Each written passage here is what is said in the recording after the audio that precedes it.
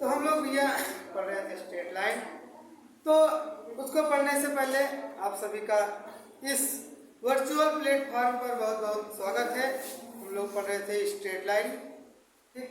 तो काफ़ी हमने इम्पोर्टेंट कॉन्सेप्ट और क्वेश्चन पढ़ाया, सिखाया आपको। अब हम लोग कुछ और भी कॉन्सेप्ट सीखने वाले हैं। अभी तक हम लोग इक्वेशन सीख रहे थे, सरल रेखा का पढ़ रहे थे, उस पर based y equal to mx plus c, या अंतःखंड वाला x upon a plus y upon b is equal to 1 करके इस तरह से कुछ न कुछ हम लोग कर रहे थे, ठीक। तो अब हम लोग कुछ और भी चीजें सीखने वाले हैं। अब हम हेडिंग बना के रखे रेखा का व्यापक समीकरण। व्यापक का मतलब होता है जनरल इक्वेशन। क्या होता है जनरल इक्वेशन? होता है भैया रेखा का व्यापक समीकरण। रेखा का व्यापक समीकरण बराबर होता है ax plus B Y plus C equal to 0, ठीक। अभी तक जो भी आप लोग पढ़ रहे थे थोड़ा सा आगे समझिएगा। अभी तक आप इक्वेशन ये सभी पढ़े थे, y equal to m x plus c, y equal to m x plus c, और या आप पढ़े थे x square upon a plus y square upon B equal to 1, ठीक। इस तरह से कोई न कोई आप समीकरण पढ़े थे।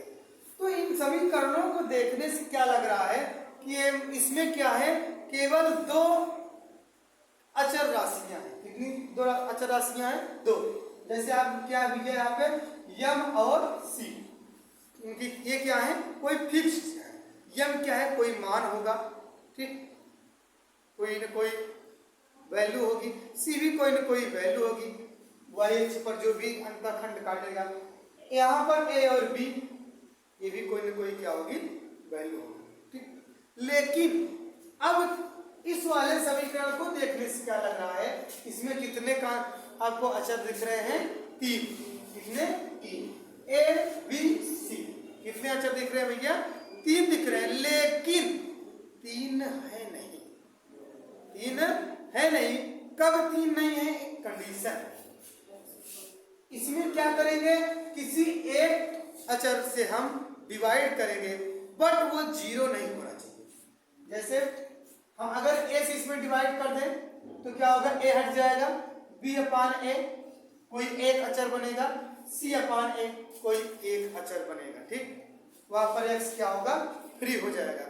लेकिन जिससे डिवाइड कर रहे हैं वो 0 नहीं होना चाहिए, ठीक। इसमें जो भी है आपका टर्म वो 0 नहीं होना चाहिए।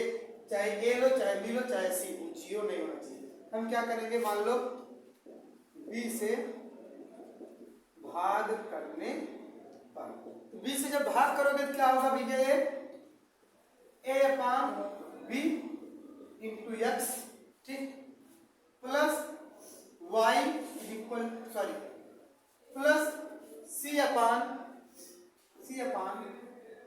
B equal to 0। अब क्या दिखा, y फ्री हो गया, एक अचर ये हो गया, एक अचर ये हो गया। समझ में आ रही बात ना? तो इस तरह से इसमें कितने अचर हैं? 2 ही अचर हैं। बट किंतु b does not equal to 0। b क्या होना चाहिए? 0 के बराबर नहीं होना चाहिए। अगर आप a से डिवाइड कर रहे हैं तो a भी क्या होना चाहिए? 0 नहीं होना चाहिए। c से डिवाइड कर रहे हैं तो c भी क्या होना चाहिए? 0 नहीं होना चाहिए, ठीक। तो ये क्या होगा, जो समीकरण है यही रेखा का व्यापक समीकरण है। ये सभी क्या है, रेखा के ये सरल रेखा का समीकरण है, ठीक। ये क्या है भैया, अंतःखंड वाला है। जब कोई भी रेखा जो होगी x पर कितना काट रही है, y पर कितना काट रही है, तो वहां अंतःखंड निकालने के लिए हम लोग क्या करते हैं, इस फार्मूले को यूज करते हैं। x पर जितना काटता है वो a होता है, y पर जितना काटता है वो b होता है। इतनी बात समझ में आई? तो अब इसके बाद हम लोग थोड़ा सा और भी सीखेंगे, लेकिन इनको थोड़ा सा फट से आप कलम चला के नोट करिए, फिर आगे सीखेंगे।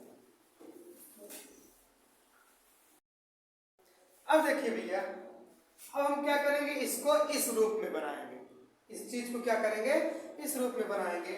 ये आपका भी ये स्क्वायर नहीं होता है, मान लीजिए x अपान के और y अपान के होता है, ठीक। तो इसको जब हम इस चीज को इसके रूप में बनाएंगे तो कुछ ऐसा होगा, देखिएगा जरा, ठीक।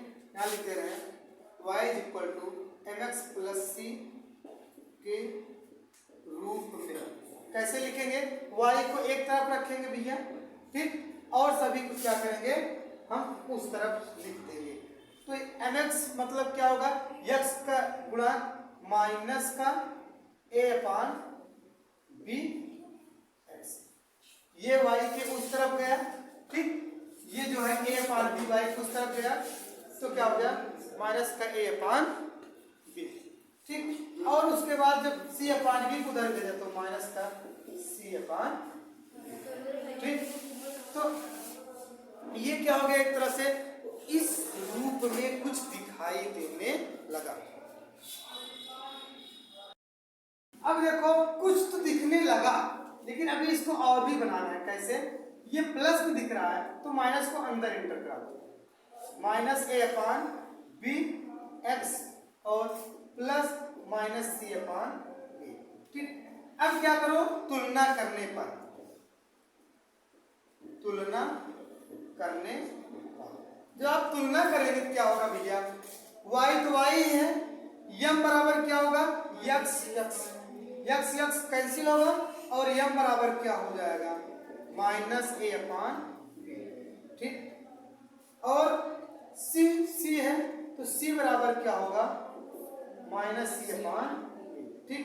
ये आप चाहे कैपिटल सी लिख लीजिए चाहे स्मॉल सी, लेकिन ये मत सोचना कि ये c से c कट गया, ठीक। इसको आप बिल्कुल ये नहीं सोचना है, ये आपका कैपिटल सी है, यहाँ क्या रहेगा आपका स्मॉल सी, इसको काटना बिल्कुल भी नहीं है, किसी कोई दिक्कत विशेष नहीं होनी चाहिए। तो इससे तुलना करके हमने क्या किया, इसको निकाल लिया। अभी आगे के क्वेश्चंस में इसको हम लोग यूज भी करेंगे, नोट करिए जल्दी। अब देखो भैया, अगर ये जो रेखा है, रेखा का अगर राइट हैंड शून्य, जैसे रेखा है इसका राइट हैंड शून्य है, तब वहां पर प्रवणता क्या होगी, क्या चीज, प्रवणता। अगर राइट हैंड क्या है शून्य है, तब रेखा की प्रवणता बराबर माइनस माइनस x का गुणांक बटे y का गुणांक होगा, ठीक। माइनस x का गुणांक बटे y का गुणांक, ठीक। माइनस x का गुणांक बटे y का गुणांक होगा। मतलब रेखा की प्रवणता क्या होगी भैया, रेखा की प्रवणता क्या हो जाएगी, ये कब कर रहे हैं, थोड़ा सा इसको भी लिख लो, यदि दाई रेखा, यदि रेखा का दायां पक्ष शून्य हो, क्या हो, शून्य हो, एक मिनट, हाँ ठीक, रेखा का क्या हो, दायां पक्ष शून्य हो, तब क्या होगा भैया, रेखा की प्रवणता इतना होगी। तो रेखा की प्रवणता कैसे निकालेंगे, x का गुणांक क्या है भैया, हम निकाल के रखते हैं minus a upon b, minus minus a upon b पूरे का अपान, ठीक। y का गुणांक क्या है भैया, y का गुणांक क्या है, y का गुणांक 1 क्या है, 1 है। तब यहाँ पर क्या हो जाएगा आपका भैया, सिंपली हम लोग कर देंगे रेखा की प्रवणता बराबर a अपान b, 1, तब रेखा की प्रवणता a बराबर minus minus plus a upon b, ये आपका क्या होगा, रेखा की प्रवणता m बराबर a अपान। किसी कोई दिक्कत, ये y का गुणांक क्या है भैया, यहाँ पर देखो 1, ठीक। तो ये क्या हो गई, रेखा की प्रवणता निकालने को गई m बराबर a अपान b। ये ये रेखा प्रवणता का फार्मूला है, ठीक। माइनस एक्स का गुणांक बटे वाई का गुणांक। तो एक्स का गुणांक क्या है? एक्स का गुणांक माइनस का ए अपान बी, माइनस का ए अपान बी रख दिया। वाई का गुणांक कुछ नहीं तो वाई, ठीक। हमने क्या किया यहाँ पर रख दिया। फिर उसके बाद क्या किया, माइनस माइनस प्लस हो गया बराबर ए अपान बी हो गया। लेकिन कब होगा प्रवणता, मतलब प्रवणता पॉजिटिव होगी। कब पॉजिटिव होगी?